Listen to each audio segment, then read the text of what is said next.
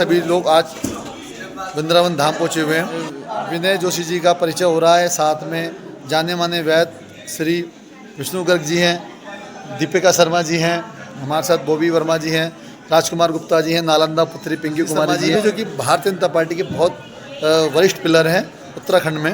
जानते हैं सबसे पहले विनय जी का क्या कहना है, कैसा लगा, संतों से मुलाकात होती है, युवा संत हैं आप दोनों। आज भूमि पूजन पर आए और संतों का मिलना, रामायण कहती है संत ना होते इस जल में तो जल मरता संत। आज मुझे बड़ी प्रसन्नता हुई कि राधेश्याम बाबा जी से मिले और इनकी सेवा के बारे में जाना कि ये आज भी वानर से सेवा और गौ सेवा में रत रहते हैं, लगे रहते हैं। तो मैं आप सबसे निवेदन करता हूँ कि इनका इस कार्य में बढ़ चढ़ के सहयोग करें, ताकि हनुमान जी की सेवा और गौ माता की सेवा दोनों होती रहे। और आज मुझे बड़ी प्रसन्नता हुई कि राधेश्याम बाबा जी में। बाबा जी, ये दिल्ली के अंदर खंडित मूर्तियों का के एक आंदोलन चला रखा, जो लोग घर से बाहर भगवान को 9 दिन तक पूजते हैं या गणपति महोत्सव पूजते हैं, उसके बाद उन्हें फेंक देते हैं, तो ये उनको एकत्रित करके उनका सही तरीके से संस्कार करते हैं।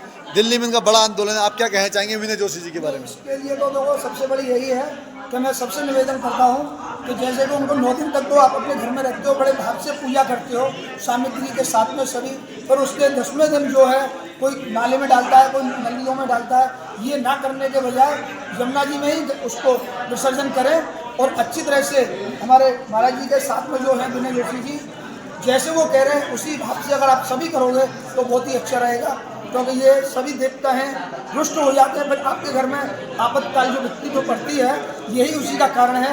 ऐसा कभी नहीं करना चाहिए, बिल्कुल पूर्वज से बढ़िया तरह से उनको विधि विधान से सेवा करें। मैं राधेश्याम बाबा, मेरा छोटा सा एक चैनल है राधेश्याम बाबा वृंदावन के नाम से, उसमें आपको सभी सेवाएं मिलेंगी, गौ सेवा, वानर सेवा, संत सेवा।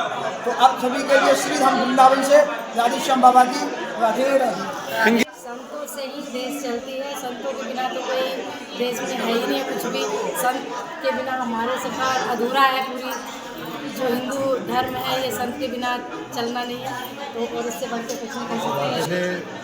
ये काम होता है जब अच्छे काम के लिए आए हैं, तो स्वामी उनका संत का मिलना भी एक अपने आप में अभी कुछ नहीं। जी शर्मा जी हैं जो कि दिल्ली से हैं, 2 युवा संत हैं, दोनों ने आंदोलन चला रखा। जो वृंदावन से उन्होंने जीवों के प्रति दया का भाव रखा हुआ है। दूसरे व्यक्ति ऐसे हैं आचार्य जिन्होंने भाव रखा हुआ है कि आप जिस देवता को पूजते हैं उनका अपमान मत करिए, पेड़ के नीचे छोड़ के या इधर उधर फेंक के। क्या कहेंगे ऐसे संतों के बारे में? जैसा अभी बताया कि भाई जो हमें देवताओं का अपमान नहीं करना चाहिए, हमें मूर्तियों को ऐसे से नहीं हमें इधर उधर फेंकना चाहिए, वो उन्होंने बिल्कुल सही सुझाव दिया। और हमें भी इस काम में बढ़ चढ़ कर सहयोग करेंगे।